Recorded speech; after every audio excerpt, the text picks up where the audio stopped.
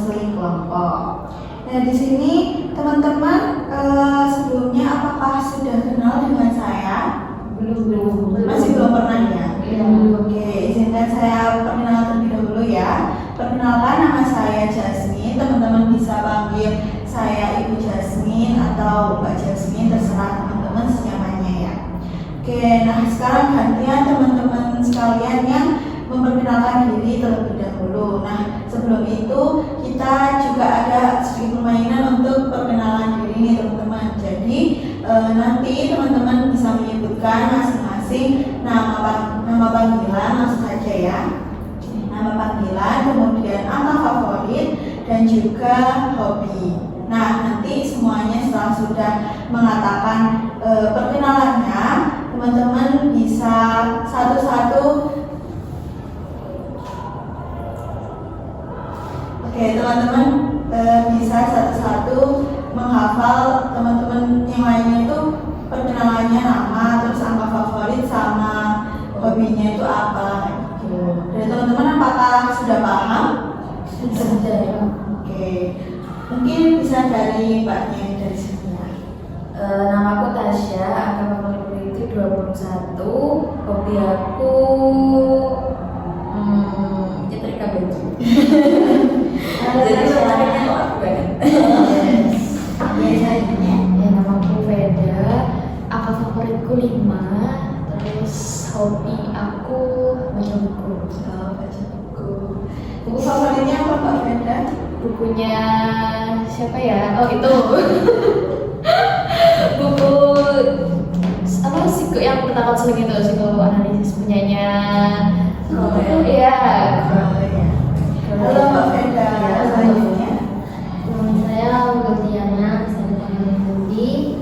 Angka favorit saya 7 dan hobi saya travel. Halo Mbak Yudi. Kemudian Perkenalkan, nama saya Rita. Angka favorit saya itu 3 dan hobi saya itu mendengarkan lagu. macam aku. Soal Mbak Tita. K-pop sih Oke, bukan ya. Oke. Halo Mbak Tita. Selanjutnya Mbak. Perkenalkan, nama saya Nia. Angka favorit saya 7. Hobi Sama saya, ya. Hobi saya makan. Oh, makan. Sama saya juga Mbak Nia. Oke, mungkin menghafalnya dari sini gantian ya Mbak ya. Mungkin Mbaknya bisa mulai menyebutkan nama, angka favorit dan juga hobi dari Mbak Tasya, Mbak Veda, Mbak Widi dan juga Mbak Nia. Ini Mbak Tita. Yang di sini tadi namanya Tasya. Angka favoritnya 21. Hobinya suka baju. Yang ini Veda, angka favoritnya 5, hobinya membaca. Yang ini Windy, angka favoritnya 7 sama kayak saya, hobinya traveling. Yang ini Dinda, angka favoritnya 3, hobinya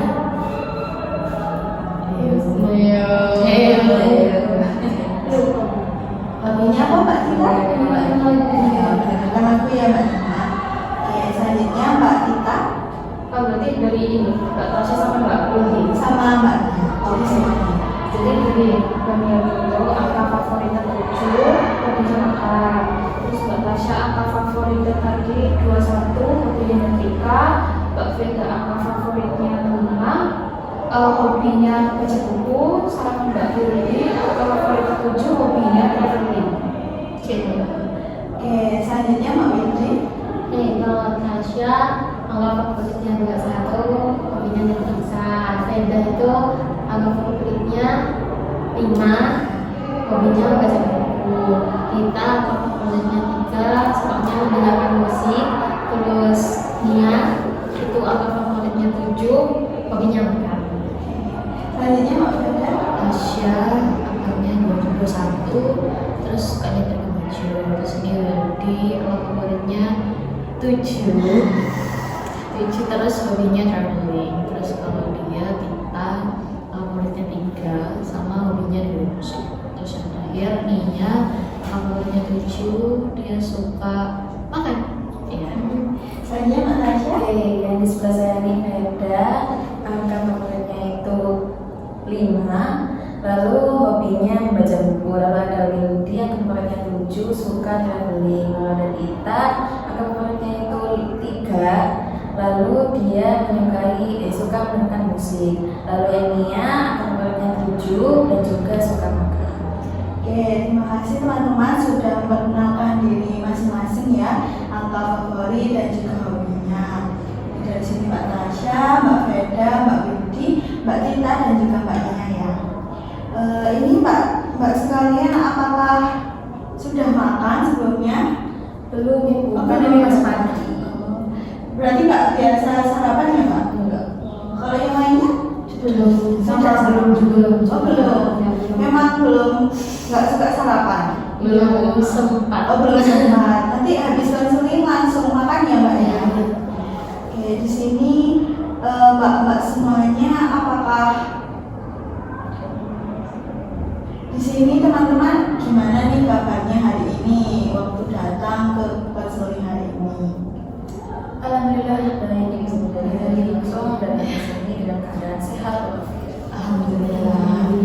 Nah teman-teman di sini naik motor atau diantar atau gimana? Motor Jalan yang bisa jalan. Gojek. Gojek. Jalan yang bisa. Jalan ini Gojek ini naik motor Naik semuanya. motor. Ya? Oke. Nah tadi kan teman-teman di sini sudah memperkenalkan diri dan juga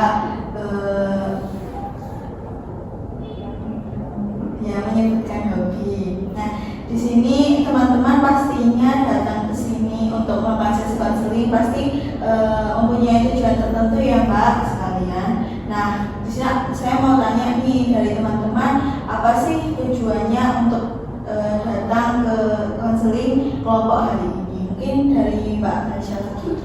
Tujuan saya konseling di sini karena saya sendiri punya masalah dan saya juga ingin melakukan konseling agar saya bisa menemukan solusi saya sendiri. Gitu. Oke, selanjutnya Mbak. Kalau saya cuma pengen berbagi masalah aja sih Bu. Sharing aja biar lebih lega aja. Sharing-sharing gitu ya. Oke. Terus Mbak Willy? Kalau saya pengen ke hidup saya gitu Bu. Jadi saya juga ada tuntutan, jadi saya pengen ngeluarin perasaan yang saya punya gitu. Jadi mengeluarkan keluh kesah dan menginginkan arahan dari saya dan juga teman-teman yang lainnya ya, Mbak. Iya. Kemudian Mbak Tita? Kalau saya nggak jauh beda sama Mbak Tasya sama Mbak Veda gitu, pengen sharing-sharing masalah sekaligus siapa tahu juga ada lawan kita sama kayak saya, jadi saya bisa punya apa ya, pandangan lain gitu dari masalah yang aku alami. Gitu. Yang terakhir Mbak Nia? Saya mau menceritakan masalah saya sama mencari solusi untuk masalah saya. Oke, berarti mencari solusi masalah dari yang dialami oleh Mbak Nia ya. Oke, tadi teman-teman sudah mengutarakan tujuan-tujuannya untuk datang ke sini itu untuk apa sih? Nah, di sini saya juga akan mengutarakan apa sih tujuannya dari konseling kelompok sendiri. Jadi tujuan dari konseling kelompok adalah menemukan dan juga menyelesaikan masalah dari teman-teman sekalian dan ulang ya. Oke, di sini saya juga akan menjelaskan apa sih tujuan dari konseling kelompok sendiri. Jadi tujuan dari konseling kelompok adalah untuk menyelesaikan dan juga menemukan masalah yang dialami oleh teman-teman sekalian. Nah, karena konseling kelompok ini secara berkelompok, jadi nanti konseling akan dilakukan dengan membahas satu permasalahan, kemudian teman-teman yang lainnya bisa mengutarakan pendapat-pendapatnya untuk saran dan masukan seperti itu ya teman-teman. Oke, nah di sini teman-teman juga bisa menceritakan seluruh keluh kesah dan permasalahan teman-teman secara leluasa dan juga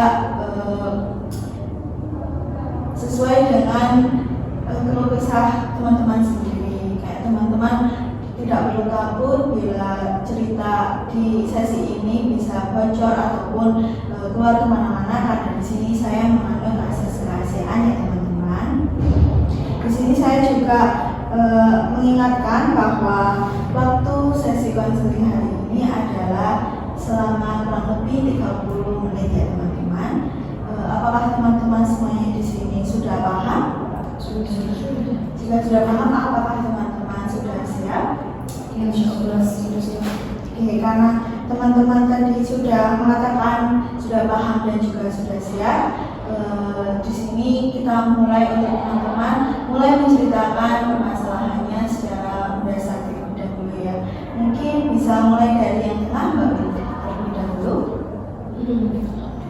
Saya tuh punya permasalahan terlalu ditekan sama orang tua. Jadi kayak orang tua tuh berekspektasi pada saya supaya saya harus sukses gitu. Dan saya itu ngerasa terpleasure gitu. Oke, Mbak Billy merasakan tekanan yang sangat kuat dari orang tua untuk sukses seperti itu ya Mbak. Iya. Oke, selanjutnya Mbak Tita. Kalau saya tuh sulit percaya sama orang tua. Saya nggak percaya sama itu kalau misalnya berhubungannya tuh sama hal pertemanan gitu sih. Sulit percaya berarti kalau gaulnya itu trust issue seperti Iya, itu ya? nggak terus isu kalau sekarang sendiri. Berarti trust issue terhadap pertemanan seperti itu ya? Oke. Kalau Mbak Mia sendiri, Saya masalah pertemanan juga sih, saya sering kayak berantem sama teman-teman saya. sering berantem sama teman-temannya. Selanjutnya Mbak Freda. Kalau saya atau teman tadi kan kebanyakan bertengkar karena mungkin karena mungkin deket ya sama temennya. Kalau saya tuh malah nggak punya teman deket gitu dulu. Saya kayak banyak temennya tapi kayak kalau ya bersama susah percaya sama orang, terus kayak sulit gitu buat apa ya percaya sama mereka juga. Dan kayak teman dekat, buat jadi teman dekat tuh kayak susah gitu loh cari sahabat yang baik buat saya gitu. Ya, berarti di sini Mbak Freda sebenarnya punya teman tapi nggak ada yang benar-benar teman seperti itu ya Mbak. Oke, yang terakhir Mbak Tasya. Kalau saya itu saya punya trust issue. Trust issue-nya itu mengenai ke pasangan. Jadi kayak ke cowok saya itu yang dulu udah jadi, saya itu mengalami trust issue setelah nggak sama cowok itu lagi. Oke, berarti Mbak Tasya ini mempunyai trust issue sama halnya dengan Mbak Tita, namun bedanya dengan pacar bukan dengan teman ya Mbak ya. Oke. Di sini teman-teman sudah mengutarakan permasalahannya masing-masing. Nah, di sini saya tawarkan kepada teman-teman sekalian permasalahan siapa dulu yang mungkin ingin dibahas terlebih dahulu dan diselesaikan terlebih dahulu. Kalau saya Tita. Tita. Kalau yang lainnya? Mbak Tita. Mungkin kita dulu karena dia memiliki masalah yang mengenai teman. Jadi kita juga sama-sama teman, jadi bisa saling memberikan pendapat. Nanti sepakat untuk Mbak Tita terlebih dahulu yang dibahas ya Mbak. Oke, tadi Mbak Tita masalahnya mengenai trust issue terhadap pertemanan. Mungkin bisa diceritakan lebih lanjut lagi gimana permasalahan dari Mbak Tita sendiri. Jadi kalau saya itu trust issue-nya tuh lebih ke trust issue soal cerita gitu, berbagi pengalaman hidup. Soalnya kalau saya ngeliat teman-teman yang lain itu kayak misalnya buat dekat, kayak jadi teman dekat, sahabat tuh kayak waktunya bisa sangat cepat gitu. Sedangkan kalau saya sendiri ibaratnya kalau mau jadi dari teman biasa ke teman dekat aja tuh butuh waktu berbulan-bulan, dan kayak buat jadi sahabat itu butuh bertahun-tahun gitu. Buat saya tuh bisa percayanya karena memang apa ya, suka ada banyak pikiran negatif gitu loh di pikiran saya gitu. Oke, saya dapat memahami perasaan dari Mbak Tita.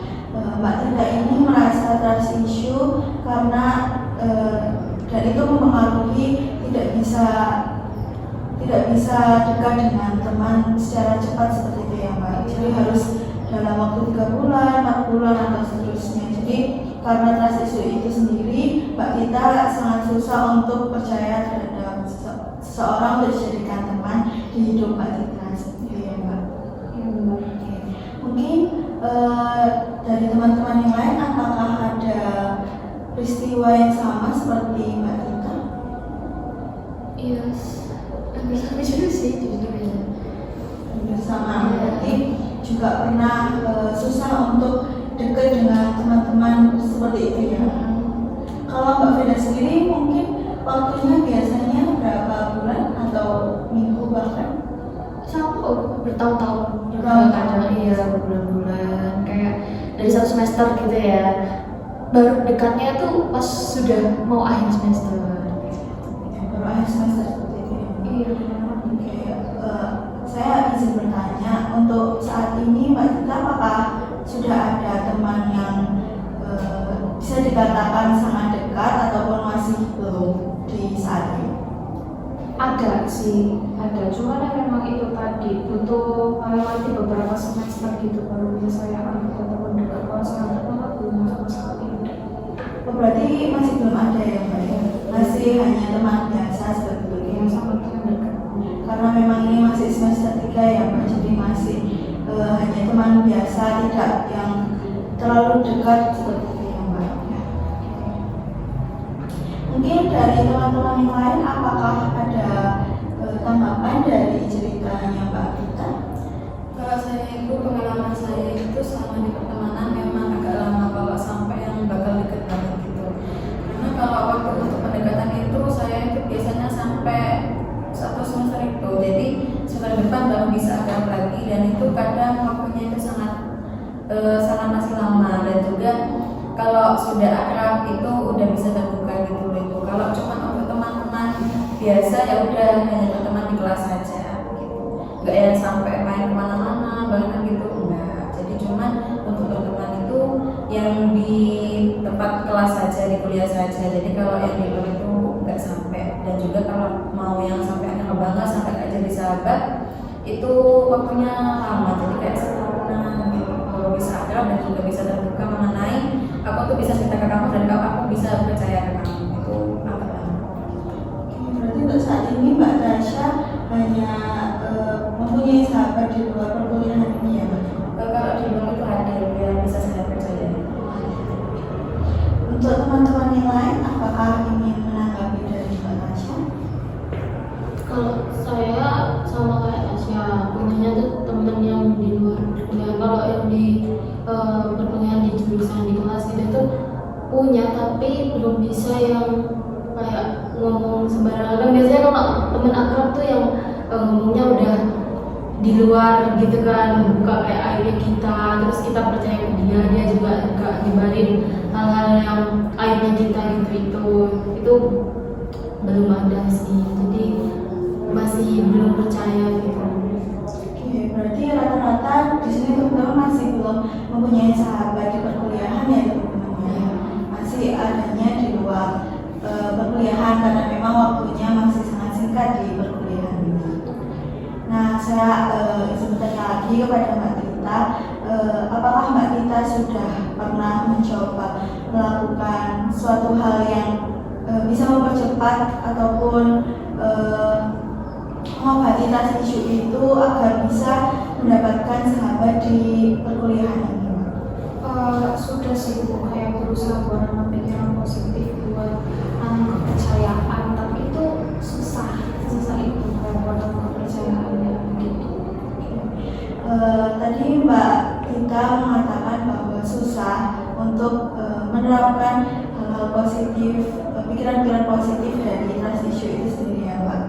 Oke, di sini saya izin bertanya kembali, mungkin apakah dahulu Mbak Tita pernah mengalami peristiwa yang sama halnya seperti yang sekarang ini, seperti pertemanan ataupun di lingkungan sekolah seperti itu?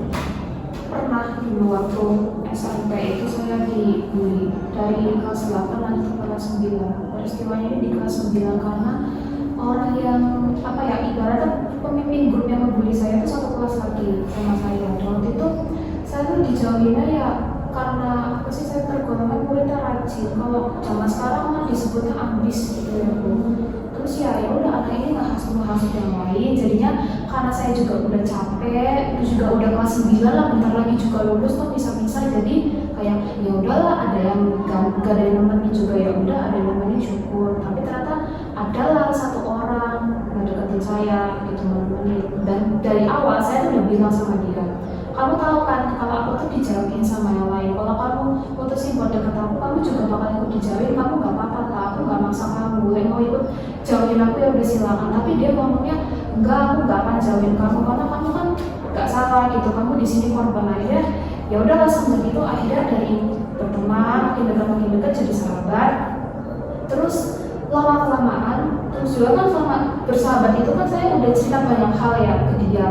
Nah terus adalah suatu saat yang mana bulian dari orang-orang ini itu makin parah ke saya, dan si sahabat saya ini juga sifatnya tuh udah berubah sama saya. Dan puncaknya itu adalah dimana golongan orang-orang yang ngebully ini itu tahu cerita tentang aku, yang mana aku tuh cuma cerita hal ini dengan sahabat aku ini, harus aku dihianatin. Di situ akhirnya titik baliknya saya udah susah banget percaya sama orang, dan terakhir kalinya saya punya sahabat itu udah banyak pas SMP itu. Oke, baik. Saya mengerti. Berarti tadi Mbak Tita sebenarnya sudah menemukan titik kenapa Mbak Tita bisa trust issue seperti itu ya Mbak. Karena di peristiwa SMP dulu saat kelas 8 hingga kelas 9 Mbak Tita dibully oleh teman-teman karena bersikap ambis seperti itu ya Mbak. Bersikap ambis, kemudian sahabat yang awalnya menemani Mbak Tita, namun waktu akhir kelas 9 menjadi berbeda dan ikut menjauhi Mbak Tita. Padahal Mbak Tita juga sudah bercerita segalanya kepada sahabat Mbak Tita itu ya Mbak. Saya ingin bertanya, untuk pertemanan Mbak Tita sendiri di perkuliahan ini apakah sama seperti pertemanan di SMP menurut Mbak Tita? Kalau yang sekarang sih enggak, karena ya itu nggak ada yang membuli, pokoknya ya baik-baik aja semuanya gitu. Berarti teman di perkuliahan ini baik-baik saja sebenarnya ya Mbak? Iya. Tapi memang berarti rasa itu dari diri Mbak Tita sendiri ya Mbak? Oke. Mungkin apakah dari teman-teman yang lain ada saran untuk permasalahan Mbak Tita? Sebenarnya Kalau dari aku sih, kalau jangan sampai trust issue gitu loh melakukan pertemanan, soalnya teman itu sebenarnya itu loh sama kehidupan, dan juga teman itu yang pastinya kalau bisa yang mensupport kamu gitu. Jadi kalau bisa mencari teman yang kamu bisa mencari kembali sehingga kamu itu bisa terbuka lagi. Jadi jangan sampai masih trust issue dari masalah yang kemarin. Terima kasih Mbak Tasya atas sarannya. Bagaimana dari Mbak Tita? Apakah ada Mbak Tita? Mungkin saya bakal mencoba ya namanya pikiran positif, kalau bahwa namanya teman itu penting dan perlu kita diri gitu.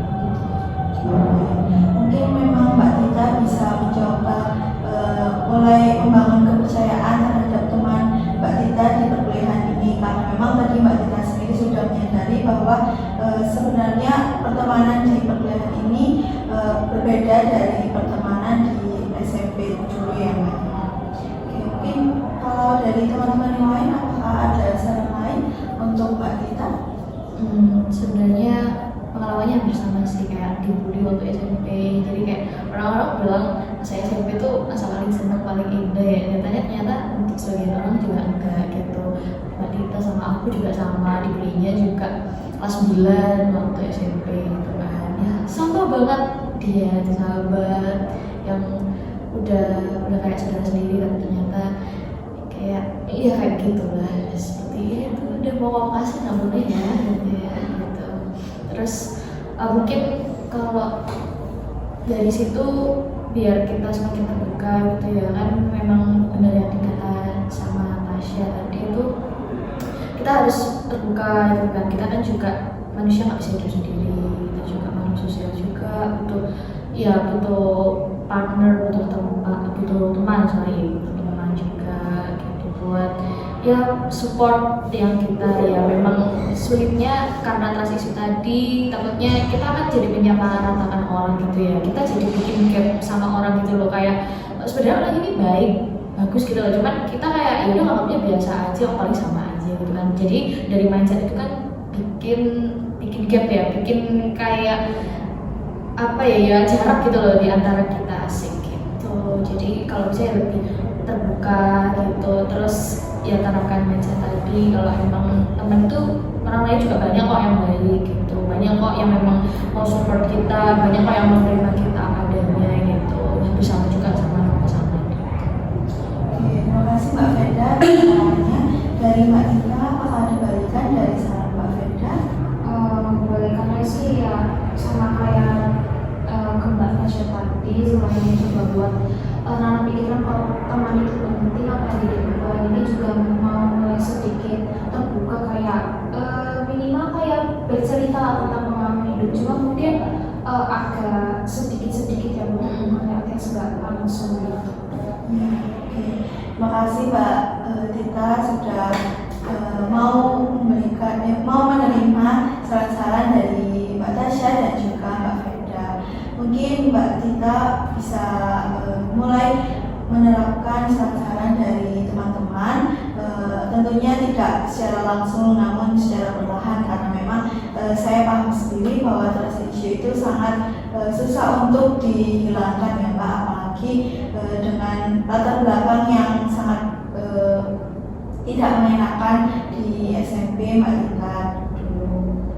Oke, Mbak Tita juga bisa mendengar dari cerita Mbak Feda tadi bahwa Mbak Tita tidak perlu merasakan sendiri, bahwa Mbak Feda juga pernah merasakan hal seperti itu. Jadi Mbak Tita tidak sendirian di permasalahan ini. Oke, mungkin kalau dari Mbak Wildi dan juga Mbak Nia, apakah ada tambahan? Sudah ya. Dari sini saya ingin bertanya, apa pendapat dari teman-teman semuanya dari permasalahan dengan saran-saran yang diberikan oleh teman-teman untuk Mbak Tita sendiri? Mungkin dari saya dulu itu, kalau yang saya dapat dari permasalahannya Tita ini, dia memang mengalami trust issue mengenai pertemanan, sehingga dia tidak bisa yang percaya lagi kepada teman yang baru. Jadi menurut saya solusi yang tadi sudah saya katakan, kalau Mbak Tita itu jangan sampai berpatokan pada rasa yang trust issue itu, sehingga tidak bisa menemukan teman yang tepat dan juga Mbak Tita tidak bisa terbuka dengan sesama teman. Terima kasih Mbak Tasya. Dari teman-teman yang lain, apakah mau mengutarakan juga? Sudah cukup semuanya? Saya ingin bertanya kepada Mbak Tita, bagaimana perasaan Mbak Tita setelah melakukan sesi konseling dengan permasalahan yang dibahas hari ini?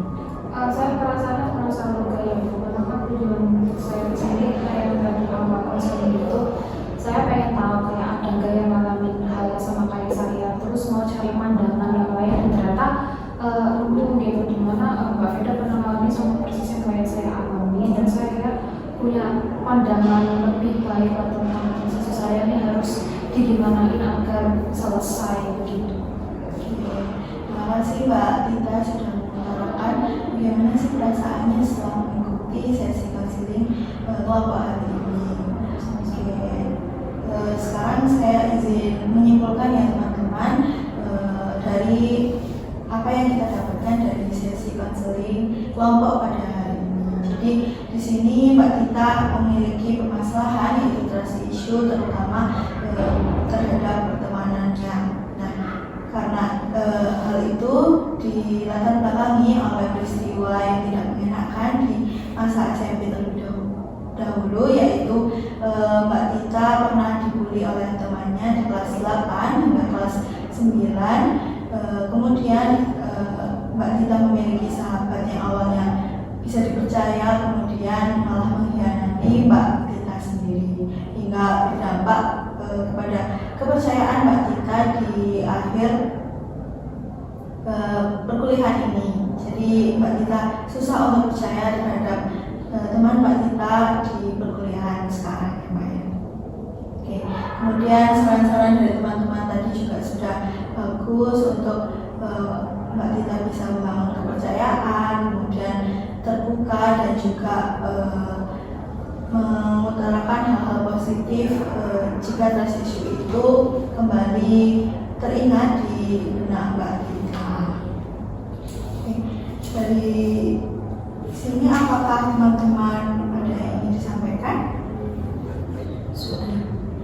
Oke, karena waktu kita sudah selama 30 menit ya teman-teman, jadi sesi konseling kelompok kita pada hari ini sampai saat ini saja. Nanti kita akan melanjutkan ke sesi berikutnya. Teman-teman ingin menjadwalkan di hari apa? Mungkin hari Kamis lagi Bu. Jadi kita kan Kamis sama-sama tidak ada kabar juga. Berarti Kamis lagi ya. Mungkin nanti untuk fixnya bisa kita bicarakan lebih lanjut melalui WhatsApp maupun nanti bertemu secara langsung seperti itu ya teman-teman. Oke, di sini saya sangat berterima kasih terhadap teman-teman semuanya sudah datang ke sini dan bercerita kemudian memberikan saran terhadap permasalahan yang dialami oleh teman-teman sendiri. Saya harap teman-teman bisa pulang dengan keadaan yang lebih lega, walaupun yang hari ini dibahas masalahnya hanya Mbak Tita, namun teman-teman yang lain bisa mendapatkan insight baru maupun saran-saran yang bisa diterima juga di permasalahan teman-teman yang lainnya. Oke, sampai saat ini terima kasih, sampai jumpa di pertemuan berikutnya. Terima kasih.